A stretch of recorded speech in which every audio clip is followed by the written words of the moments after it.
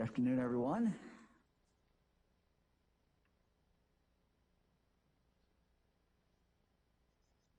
Fran and I were saddened to learn about the death of Nelsonville firefighter Jeff Arms. He was responding to a fire last night when he collapsed and died. We want to keep his family as well as the fire department in our thoughts and our prayers. Our first responders take risk every single day. This is a tragedy, and we're very, very sorry, as I said, for his family.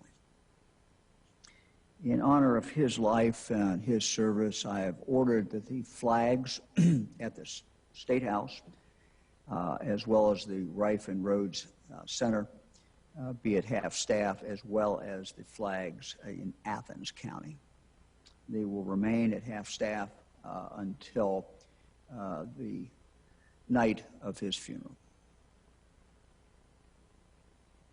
Last week, I announced a major change in our quarantine policy. Just to recap, now any Ohioan who has been fully vaccinated will no longer have to quarantine if they are exposed to someone with COVID-19.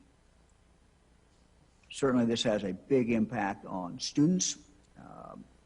If fully vaccinated, they now do not have to quarantine if they've been exposed, won't have to miss sports, or won't have to miss other extracurricular activities. This also, of course, applies to adults. It applies to all adults except those who are in nursing homes, assisted living facilities, or other congregate care settings outlined in the order.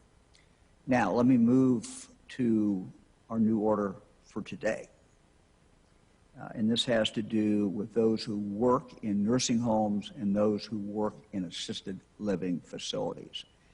This new order is consistent with federal government regulations, what the CDC has put out, and CMS. The new order that I'm announcing today will exempt fully vaccinated employees of nursing homes and assisted living from the requirement that they be tested. So normal routine testing that occurs now for those who work in nursing homes will not apply to anyone who has been fully vaccinated. Unvaccinated staff in those facilities will continue to have to be tested twice a week. So if you're unvaccinated, it's twice a week. You'll be tested. If you have been fully vaccinated, then you no longer will have to be tested. As we've talked about before, an individual is considered fully vaccinated 2 weeks after their second dose of Pfizer, 2 weeks after their second dose of Moderna, and 2 weeks after their sole shot of J&J. That's the definition of fully vaccinated. So we hope that this change will give encouragement to those who work in nursing homes who have not been vaccinated yet to take advantage of the opportunity to be vaccinated. This is something that we have continued to do, and that is to provide vaccine to all our nursing homes so that there is someone who is coming in who's a new resident, someone who is a new employee, they can be vaccinated. The same is true if someone is a resident and they've changed their mind and now they decide I want to be vaccinated, they can get vaccinated. And the same is true for an older employee who had the opportunity to be vaccinated the first time but passed that up. So again, that vaccine is in our nursing homes. We're making sure that this is a continuing program. It has been a very, very successful program vaccinating those in our nursing homes. But we do know that when staff is not vaccinated, that does increase, obviously, the odds of that the virus getting into the nursing home. And we saw this recently in the last few days in regard to our veterans' home. Let me talk for a moment now about those who are homebound. And I want to congratulate our health departments who have been doing a very, very good job in regard to reaching those individuals who literally cannot leave their home. Those individuals come in contact with people because there may be caregivers who are coming in and out of the home. And so again, it's very important that these individuals who are homebound have the opportunity to be vaccinated. I want to thank the health departments for doing this. We have another announcement, and that is the Ohio Department of Aging and the Ohio Department of Health have put together a homebound vaccination playbook for organizations working to ensure homebound individuals have access to the vaccine. By utilizing existing rapid response teams, we can work to deliver vaccine to those individuals at home. That playbook is available on the coronavirus website at coronavirus.ohio.gov. That's coronavirus.ohio.gov. That's the playbook. Then you click on COVID-19 Vaccination Program tab. If you are a homebound individual, or you know of a homebound individual, you have a family member who is homebound, and they have not yet been vaccinated, you can call your local area agency on aging. That is 1-866-243-5678. That's again 866-243-5678. And that's your local area agency on aging. If anyone forgets that, they could also, of course, call their local health department. Eric, let's go to the data.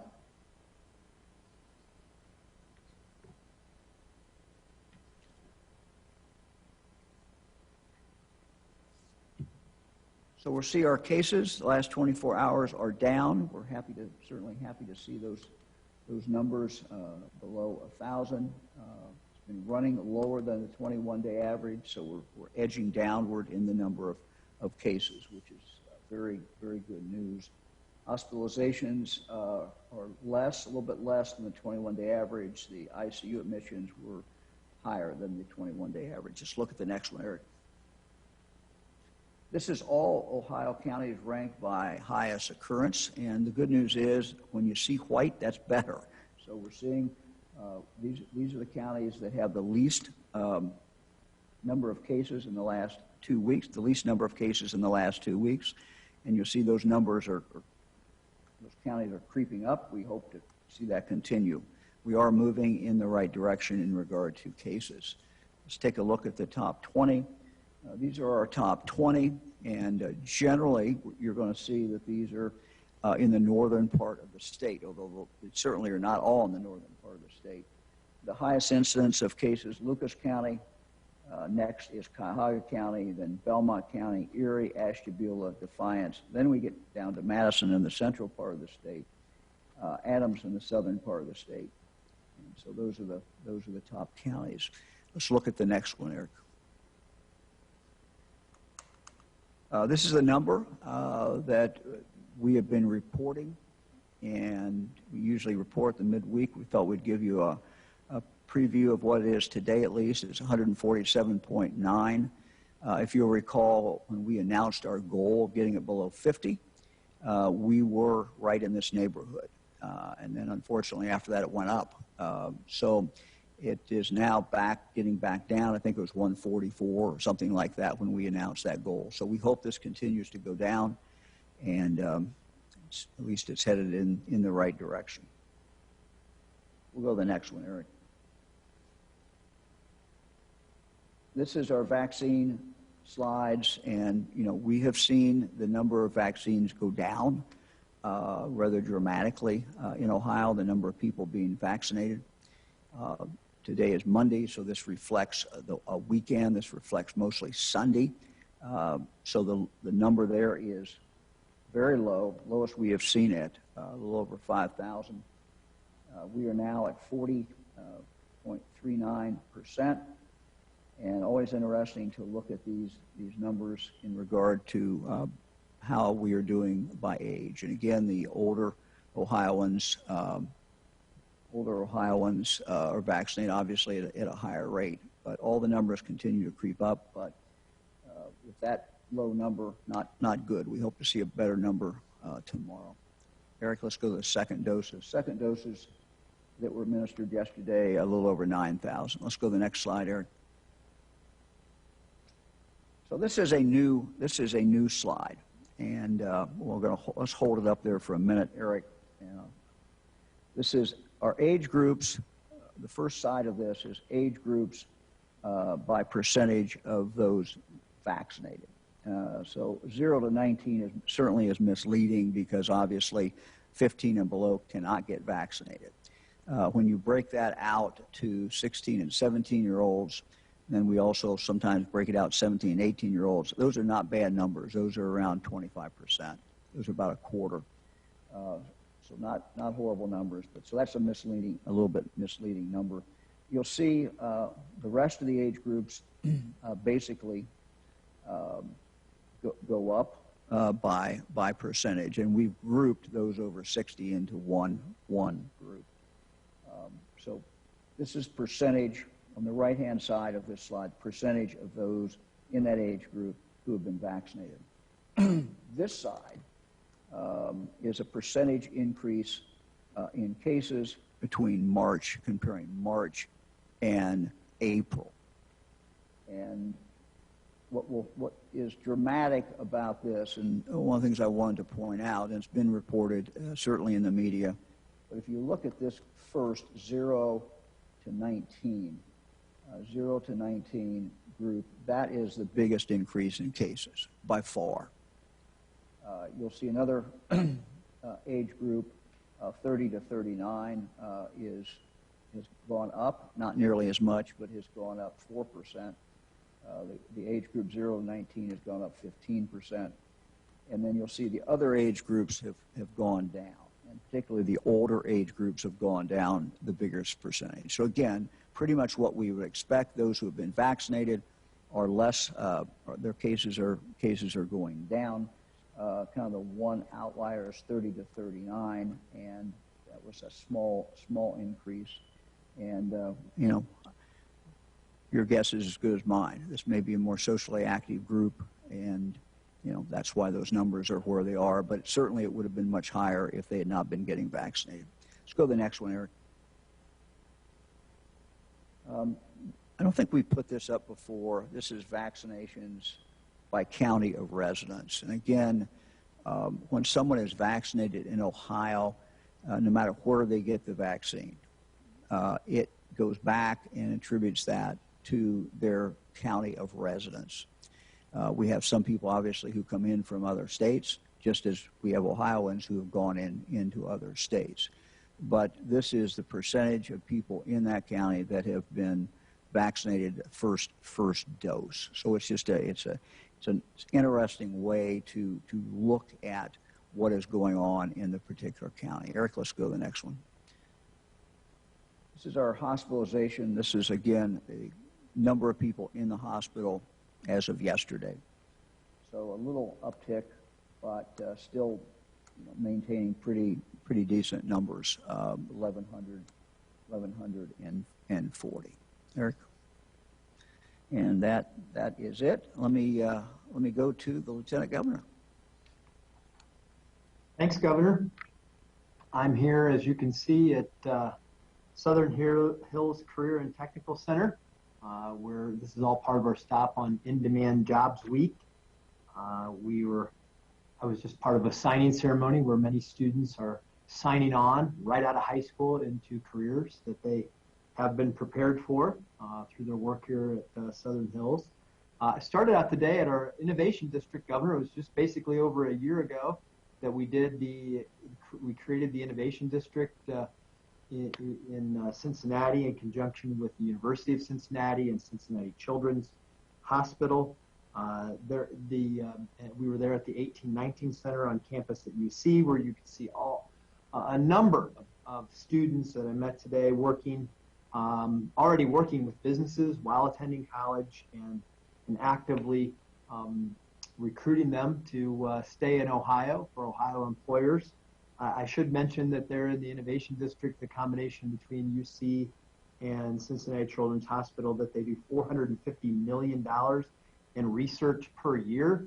which means they need STEM talent. And the work there on the University of Cincinnati campus and Jobs Ohio through the creation of the Innovation District is working to produce more STEM talent. From there, I went to Hughes STEM High School in Cincinnati, met with many from the Cincinnati Public Schools Business Advisory Group and the Cincinnati Public Schools Administration have been working closely together, and they are one of our 12 pilot sites for the high school internship project that we are operating to get high school students with tech skills already working out there in the business field, the field of their preparation that we know will help keep more high school students aligned with Ohio businesses, keep them in school if they want to go to college, and lead to helping them become part of our workforce.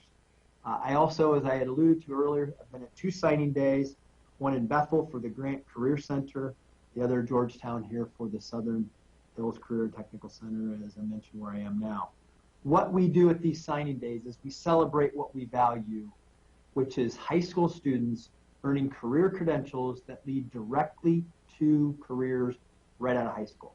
The employers are lining up. I met many of them today who love these students. Many of these students have already been working at these businesses, have earned tens of thousands of dollars in some case while they're in high school. Now they're signing, leaving high school, going to work. And I also must mention that many of them also earned college credits while simultaneously going to high school under the College Credit Plus program.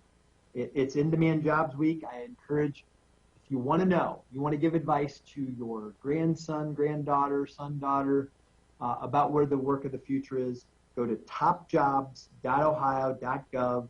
Got a great list there of the kinds of jobs that are available, what ones are growing, what they pay, all of those kinds of things, which are very, very important. And your career center is not today's career center is not your mom and dad's career center, so to speak. They are highly, highly successful at preparing people for work and technical credentials and in jobs. And so that's where we've been today. And we'll do this throughout the week, celebrating this all across the state as employers are readily participating with the educators in preparing these students for careers and in some cases college as well. And with that, Governor, I have one last point that I want to make today. Ohio is one of 10 states in the nation to partner with the U.S. Census Bureau to match public college and university graduates with wage and earning data. So you can look at data.ohio.gov and find out what you're going to make on average graduating from every institution in Ohio with 1 year of experience, 5 years of experience out, 10 years of experience out, postgraduate, has the income data about this is what you majored in, this is what the people in those degree areas are actually making. This, we think, is a great tool to help continue to inform people about what work and what education look like, how to really match that together with whether or not you want to get a student loan, whether you want to do something differently.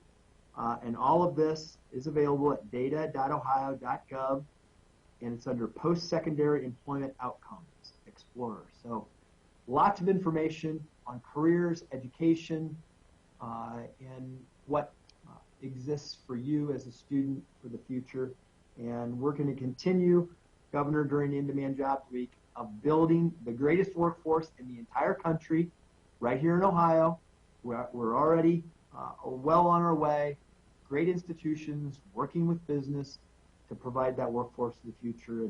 And with Ohio's unemployment rate, 4.7%, well below the national average, over 93,000 jobs now that pay over $50,000 a year, approximately so. There at Ohio Means Jobs. It's time to pursue those career opportunities in the many ways that we have to do it right here in Ohio. Back to you, Governor.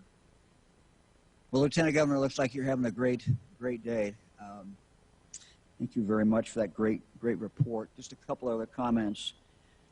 As we look at making the vaccine available to everyone in the state of Ohio, our health departments are doing some amazing work, and I just want to give a couple of examples. The Dayton and Montgomery County Health Department using a public transit bus to go into communities to give the vaccine. They're focusing on areas where there are those who haven't received the vaccines. No appointments necessary, no appointments necessary. And they promote their destination on social media every day. Several local health departments are going out to sites and attractions such as going to where baseball games are occurring, going out in front of casinos, out in front of movie theaters, dining, bar districts to vaccinate employees and patrons. The Clark County Health Department purchased a box truck at a federal auction to utilize as a mobile unit to take vaccines out into neighborhoods in Clark County. This is also promoted on their social media accounts. Cincinnati Public Health is going to libraries to do vaccines and holding block party type events to gather people together. And these are just a couple of examples. The Cleveland Indians and the Cincinnati Reds are offering reduced prices for those who come to the box office and show their vaccination card. And I know others are doing that as well. Some of the minor league teams, I believe, are doing that as well. Let me talk for a moment about the Wolstein Center. Wolstein Center at Cleveland State is now open for walk-ins. And last week, we began offering a second round of first doses of the Pfizer vaccine. Well, our numbers certainly have decreased from the high numbers that we had going on. We've adapted the Wolstein Center's operations to allow walk-ins for those that prefer not to pre-register and simply want to get their vaccine. This is a strategy that is really paying off, and not only in the Wolstein Center, but we're seeing this across the state. More and more of our providers are offering walk-in opportunities. At Wolstein last week, we vaccinated over 2,000 people who just walked in. If you look at the total number of people last week that were vaccinated at the Wolstein Center, approximately 44% of those vaccinated were minorities, and approximately 68% of those individuals came from the high social vulnerability zip codes that we have been targeting. This week is National Travel and Tourism Week. We have a lot to see and a lot to do in Ohio. Fran and I will be traveling the state on Wednesday, and we're going to see some of the different sites in Ohio, but it would take months to see everything. You couldn't get it done in a whole year. Ohio has got so many wonderful things to see. We just encourage everyone this summer to go out and enjoy our great state. So I think now, Eric, we are ready for questions. Governor, first question today is from Courtney Francisco at WCPO in Cincinnati. Hi. Can you take us back to the first few days of the pandemic, Governor, and talk to us about what health professionals were telling you about possible death toll? I want to talk a little bit more about the restrictions of certain activities, if that makes sense. I don't know that I can accurately remember exactly what they told us about death toll. What they told us was that going through this experience, we would have to act early. It might seem too early, but later on, that might even look too late. And so the one thing that was emphasized by our health experts that we talked to was you must act early during a pandemic. Next question is from Spencer Hickey at Hannah News Service. Thank you, Governor. There was a story in the New York Times this morning on concerns among the public health community that herd immunity may not be attainable in the U.S. nationally. I was wondering if you could comment on that and vaccine hesitancy in general. Well, yes, I read the article, and I'm going to let Dr. Vanderhoff take a first shot at that. No, he's not on. Okay, Dr. Vanderhoff is not here, so I guess you get the non-doctor today. So I read the article.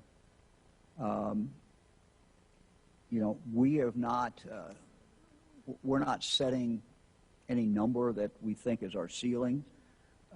We continue to see even high numbers. Our group, for example, in the 70s is very high.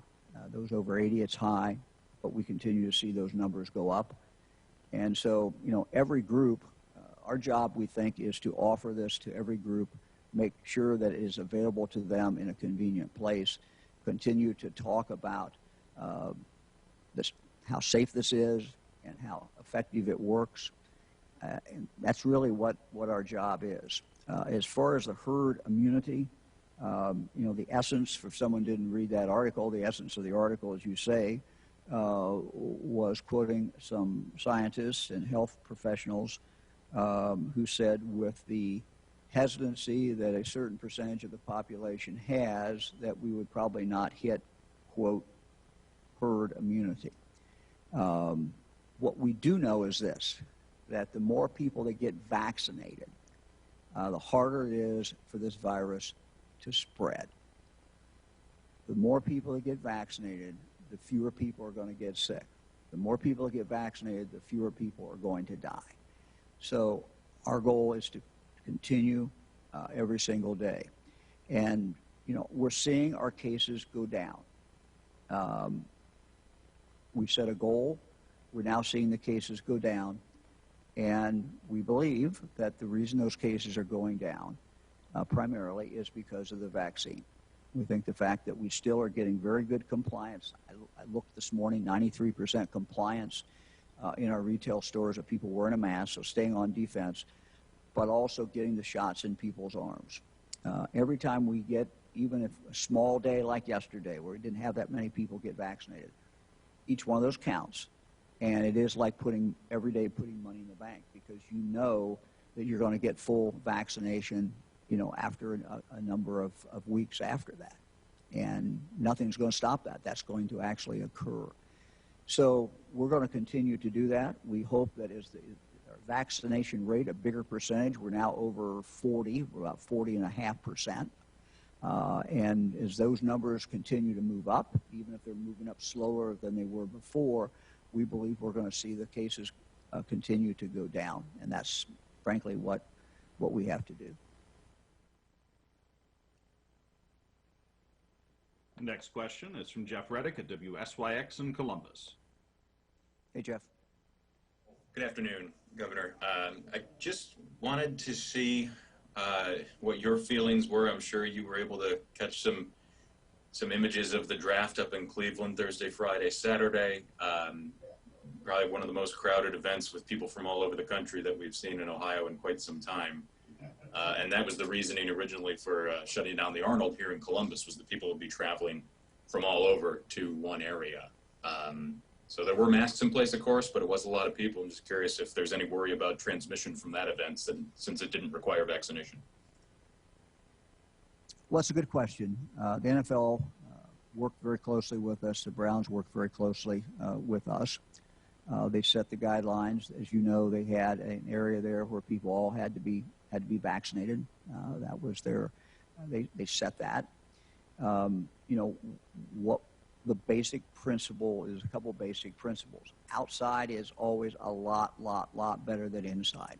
And so this was basically an outside event that you were seeing on TV. But the basic rules still apply. And that is, people need to be masked if they cannot maintain social distance outside. And so, you saw what you saw, I saw what I saw. I saw a lot of people with masks. I saw some people who did not have masks. So if anyone is not wearing a mask and they're, not socially distanced, obviously that's not what we want to see. But by and large, we saw a lot of people with masks on, and that's where we are. So it's we're in a different phase in this, and we know more than we knew before. We know two things really that we didn't know as much before. One is outside is a lot better than inside, and two, wearing masks really matter. And those are just as we move forward in this, and as we move out of this, those are the things I think we have to keep in mind as we continue to vaccinate people. Next question is from Laura Hancock at cleveland.com. Governor, what do you think about lawmakers in the House version of the budget bill offering tax cuts, even though the American Rescue Plan says you can't do that? Laura, we've got a long way to go. I'm not going to comment as we go through this process on every single item that's in the budget. I have the opportunity to talk with the leaders, and we continue to exchange ideas. As you know, this is a process. And, I get the first shot because I get to put a proposed budget out. House goes next, then the Senate goes, then they come together. We hope we come together then and get a bill passed by the budget deadline. So I'm not going to get into every single item. Are you concerned that it's going to jeopardize the federal money to bail out the unemployment system and other things that you have in mind? I'm sorry, am I concerned about what? That it's going to jeopardize the federal money that you want to bail out the unemployment system and among other things that you want? Well, I don't think it's, look, I don't think we have a real consensus, I think, that we need to use some of this money in regard to unemployment to get it where it needs to be. So, but I don't think that, we're not going to do anything that jeopardizes them. Next question is from Courtney Wheaton at WKEF in Dayton.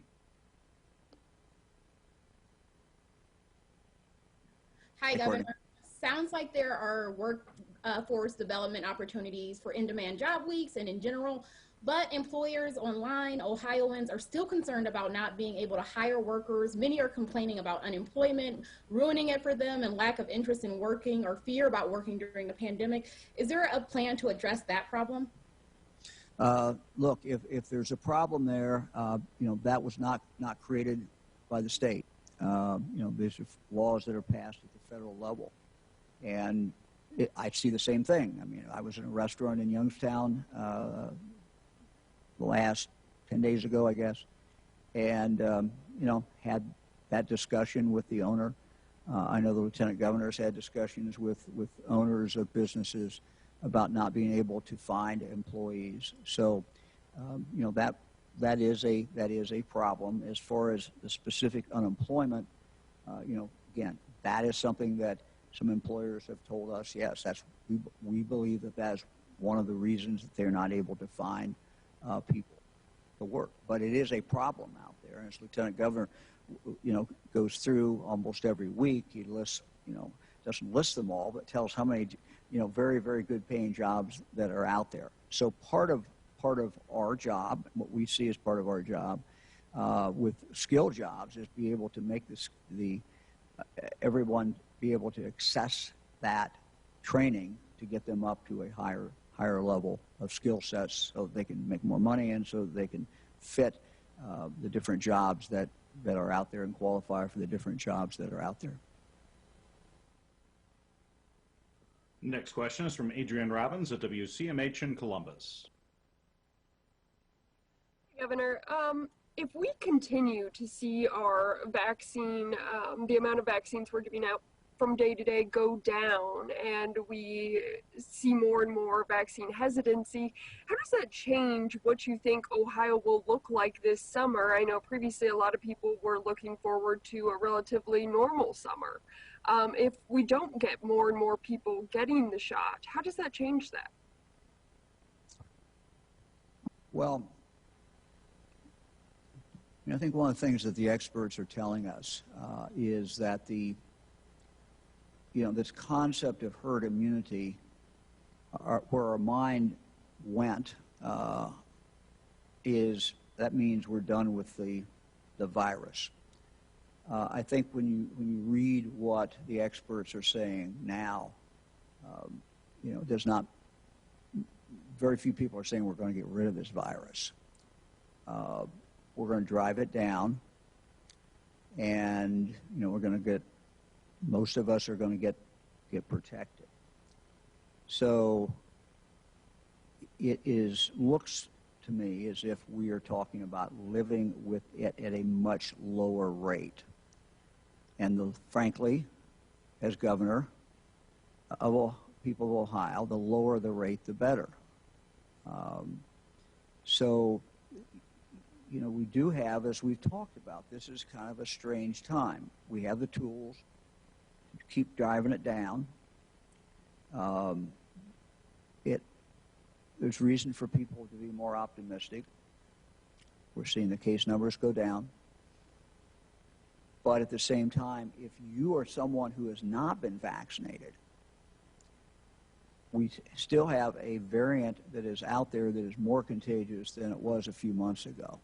And so even though cases are down, if you have not been vaccinated, the risk to you is certainly very, very significant. So the concern, I think, that many people have expressed is that people be lulled into a sense of complacency or lulled into a sense of security, and that is a false sense of security.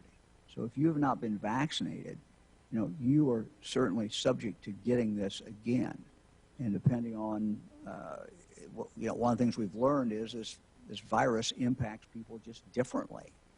And you never know. It's not like you can go get a test and find out, hey, is this virus, how much is it going to hurt me? Is it going to put me in the hospital? Is it going to potentially kill me? Or is it just going to be like the light flu? No one can tell you that. And so that's the danger. And so, I think summer's going to be good. I think people have an opportunity.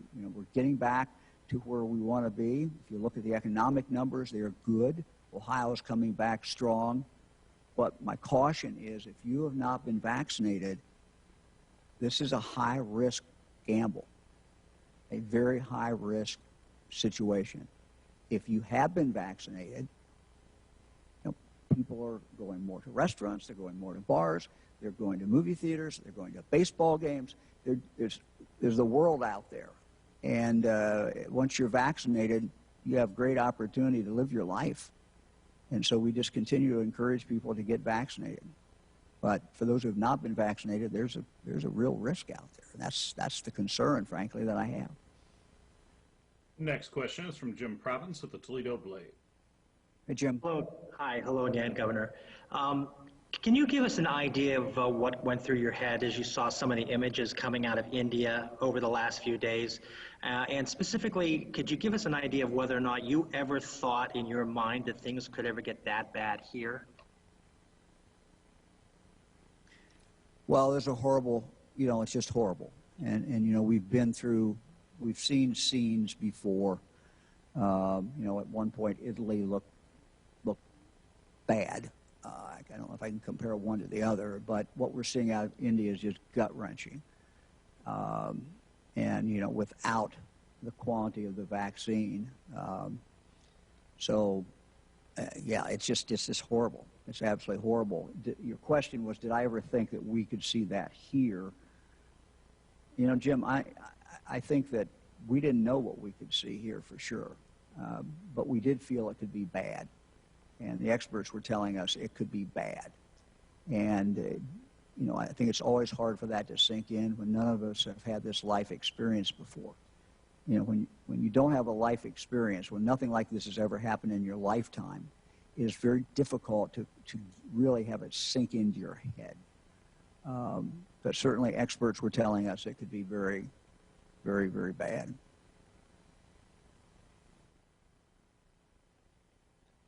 Next question is from Scott Hallis of the Xenia Daily Gazette. Hey, Scott. How are you today? I'm well, sir. Good. Glad to hear. So kind of a follow-up to a couple of the other questions that had to do with it, I think the draft and whatever. Baseball's been going on for about a month now. The Reds have had a lot of home games. The Indians have too. They've increased attendance. My Cubbies were in town this weekend. They always bring a good crowd. What have you heard from the two teams as far as cooperation with masking, social distancing, any issues like that?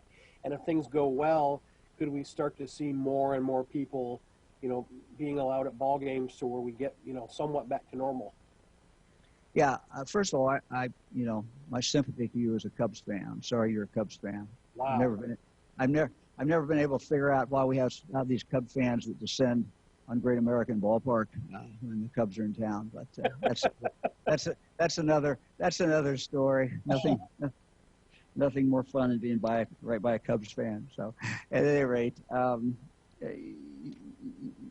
Scott, I told the minor league teams, I told the major league teams that I felt that as the summer went on, we'd be able to have more people at the ballpark, and I still feel the same thing.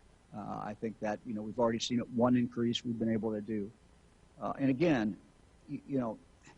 there's a difference between outside and inside. We can do things safely inside. Outside is just a lot safer. And some people have tried to put how many times safer is it? 15 times, 18 times, I don't know. But we know it's a lot safer. And so the ability to do things at the ballpark that's obviously outside is significant. And, I watch the Reds games, and, a lot of people have masks on, some don't. But they are outside. And, I think things are going pretty well at those two ballparks, games I've seen, the Indians and the Reds. Next question is from Jesse Balmert at the Cincinnati Enquirer. Hello, Governor. Hey, Jesse. My question is, for fully vaccinated adults and teens, is there going to be any change to the health orders or guidance as to what they can do inside going forward? Yeah, look, Jesse, I don't have anything today, but I think we're going to continue to try to have our health orders reflect the medical reality. And the medical reality is you're fully vaccinated. For you, the situation is certainly much better. And it's very different. It's life-changing. So, we'll continue to look at these. I'll continue to consult medical advisors. We'll certainly, talk to Dr. Vanderhoff. But as far as, any other changes, yeah, there may be other changes. Again, what you're seeing is, what you saw with the NFL. The NFL made a decision. If you're vaccinated, you can be here. They made that decision. We didn't make that decision. We are also following medical facts. When we say someone who is working in a nursing home who are now testing twice a week, well, if you've been vaccinated, you really don't need to be tested twice a week. You don't need to be tested. And so you're starting to see science drive these distinctions. And it's not that, we don't care about one citizen more than another. That's not it. It's just science is going to drive these distinctions between those who have been vaccinated and those who have not been vaccinated. And many of those are being driven by the private sector. And we will continue to try to do is not have health orders that are holding people back from things that medically they ought to be able to do and health-wise ought to be able to do because they've been vaccinated. Next question is from Mike Livingston at Gongwer News Service. Hey, Mike. Yeah, hi, Governor. What is the status of your conversations with your team about possibly adding a goal to remove health orders tied to vaccination rates? Thanks. Ongoing. We continue to look at this, continue to discuss it. I have nothing to announce today. Again, I believe that, one thing impacts the other. And I believe that the reason you're seeing, a decrease in the number of cases statewide, which we'd like to see, has to do with more and more people becoming fully vaccinated. So even though we're cutting down, we're seeing the number of people vaccinated every day, we're still seeing people vaccinated every day. And then we had people vaccinated 3 weeks or 4 weeks ago that now are getting, the immunity, full immunity. So that we think will continue. So we think those are two, are related very, very closely to each other. But we have not yet come up with here's the specific number that all health orders will come off. And we're still talking about it and still looking at it. Next question is from Justin Dennis at MahoningMatters.com. Good afternoon, Governor. Thanks for briefing us today. In reviewing local vaccination rates, Mahoning Matters has found local health officials administered fewer doses last week than in the week of January 17th when vaccine was much more scarce. Will these trends, do you feel, have an impact on Ohio's vaccine allocation? Could shipments start going elsewhere, possibly? Would we see less vaccine in the state because of this? Yeah, Justin, I'm not sure I got first part of that, so let me try to answer what I got, and then if I didn't answer the question, come right back, and we'll have a second go with this. I mean, we are trying. What we have done is, at first, we were going still with a lot of different locations, but I think we first started off with 650, something like that, and we were trying to push it out as fast as we could because we knew there's tremendous demand. What we've done in the last several weeks is we've tried to spread this out even more. For example, primary care physicians. You know, we didn't give it to a lot of primary care physicians the first few weeks because some of them could only get 50 out a week, and our goal at that point was just to shove it out as quickly as we could. Now we're fine-tuning and getting down, and we know that some primary care physicians will be able to call up their patients, and those patients who trust them will get that vaccine, whereas they might not have gone to a mass vaccination site or might not have gone to their local pharmacy. So we have changed that. But we clearly now have a lot more vaccine than we have demand. And so we make judgment calls every single week, you know, where to send that. I've told our team, anybody who wants it, who we think has any chance of getting it in people's arms, let's give it to them. Let's get it out to them. And that's kind of been the change that you've seen. But we are not, you know, obviously if you look at the numbers, they're down, you know, down dramatically from what they were, you know, 3-4 weeks ago. I don't know, I may have missed part of the question. You want anything else on that?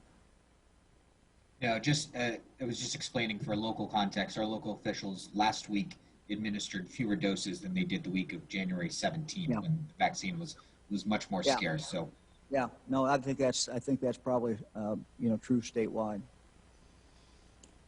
I mean, some of it's natural. I mean, some of it is, you know, there's tremendous demand, and the people who really wanted it.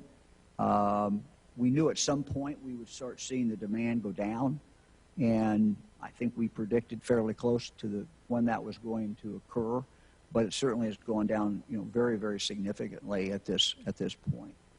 But you know, we'll look at these numbers once we get away from the weekend. The next couple of days, you know, will give us, I think, a better feeling of exactly where we are. Thank you. Next question is from Josh Rotenberg at Spectrum News. Hi, Governor. Wanted to ask you a question about redistricting.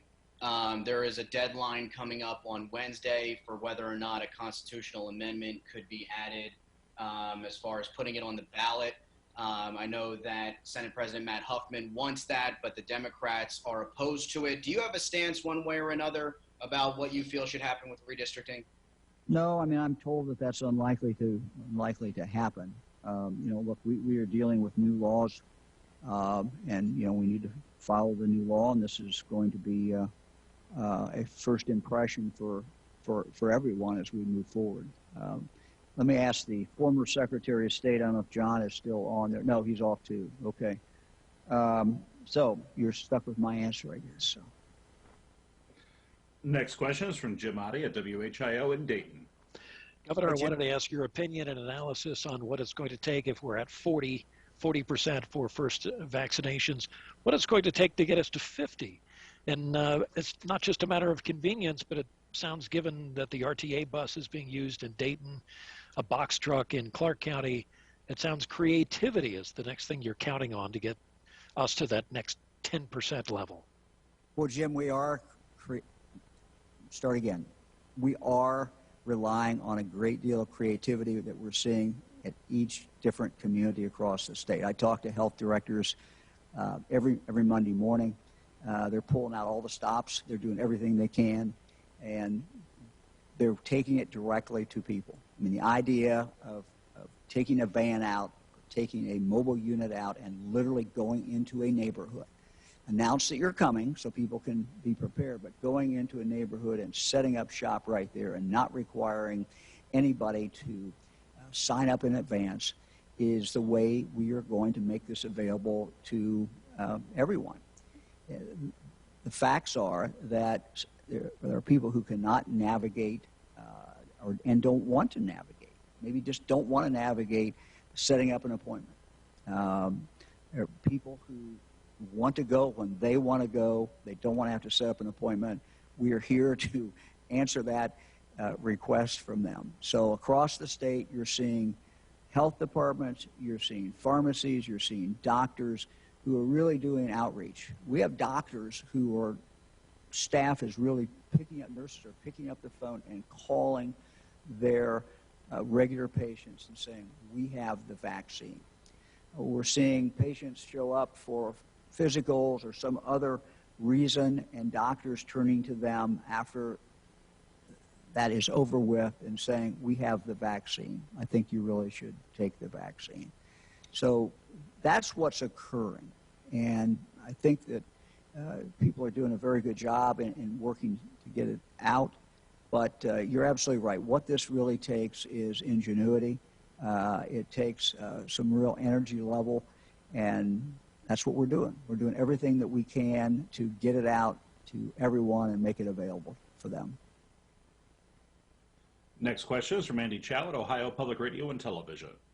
Hi, Andy. Hey, Governor. Getting back to something you said earlier, you don't think that the state will hit herd immunity. Do you think the state will just never get there because of the amount of people in Ohio who are just actively making the decision to not get the vaccine? Well, I don't know that we won't get there. If I said that, I'm not sure. I shouldn't have said that. What I was doing is trying to tell you what the experts are telling us. And I think this is not unique to Ohio. I think the national stories that you're reading now and talking about, well, we're not going to get to herd immunity, or we won't get to herd immunity this summer, those are national stories. They're looking at the whole country. What makes this difficult is we don't know how many people have immunity now. We know how many have been vaccinated. We know how many have had their second vaccine, how many are completely vaccinated, but we don't know how many people, had the virus before and are certainly carrying some immunity. So no one knows what the numbers are. So the safest thing to say is, if you're vaccinated, you've accomplished a lot for yourself. You've accomplished a lot for the state. If you're not vaccinated, it remains a high risk. The more people get vaccinated, fewer cases we're going to have, the closer we're going to get to driving this vaccine or driving this virus down. The more vaccinated, the more the virus goes down. Is there a magical point at which we call it herd immunity and it goes away? I don't know. But what we do know is continuing to focus on the vaccine and getting it in people's arms is our ticket out of this virus that we are dealing with. Governor, next question is the last question for today, and it belongs to Dan DeRose of WOIO in Cleveland. Good afternoon, Governor. Afternoon. Dan. Hey, as an Indian fan, I highly stand behind your sentiment about Cubby fan. We're not big fans here in Cleveland either. I want to continue sort of on this train of thought about herd immunity. And have you personally had any moments where you kind of throw your hands up or you shrug your shoulder and you say, hey, we're doing everything we can to get people vaccinated. The Wolstein Clinic, that's a surprising number. They're able to handle 6,000 doses a day, and yet they only did 2,000 walk-ins last week. At what point do you throw your hands up and say, hey, look, we've done everything we can. We're taking off the restrictions. You called it yourself. You said if you don't have the vaccine, you are a high-risk gamble. Yeah, first of all, maybe to clarify in regard to the Wolstein, I think there was 5,000 or 6,000, I don't have the exact number in front of me, who got vaccinated last week. So it was about a tenth of what, not a tenth, excuse me. It's a fraction of what it was before. They used to do 6,000 a day, had the ability to do that. So there were some people who had appointments, as well as some people who had just walked in. As far as do I throw up my hands and say we've done everything we can, that's unfortunately for me, I think that's not my nature. What I basically ask myself every day when I get up is, what else can we do? What are we missing? I always think we're missing something, and is there something that we're missing that we could be doing? And so that's what I'm asking my team every day. That's what I'm asking health commissioners every day. And so no, that's not how I approach things.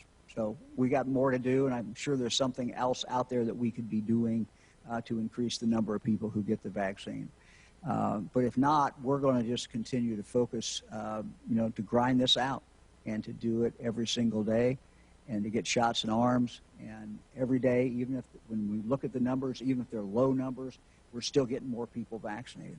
So that's really what I think our goal has to be every single day. I want to close to talk a little bit about what we did Friday. Fran and I did. We were in Ross County to dedicate the COVID-19 Memorial Grove at the Great Seal State Park in honor of the victims and survivors of COVID-19, as well as all Ohioans who have made such amazing personal sacrifices to protect others amid the coronavirus pandemic. The COVID-19 Pandemic Memorial Grove at Great Seal State Park includes a grove of 15 newly planted trees surrounding a paved trail. Benches will be added to allow visitors to comfortably reflect on the toll of the pandemic, honor lives lost, pay tribute to courageous frontline workers, and recognize the selfless actions of Ohioans to slow the spread of the coronavirus. We selected the Great Seal State Park for the COVID-19 Pandemic Memorial Grove due to its rich history and its central location. It is a beautiful spot, and I hope the grove brings Ohioans peace, comfort, and certainly hope. Thank you all very much.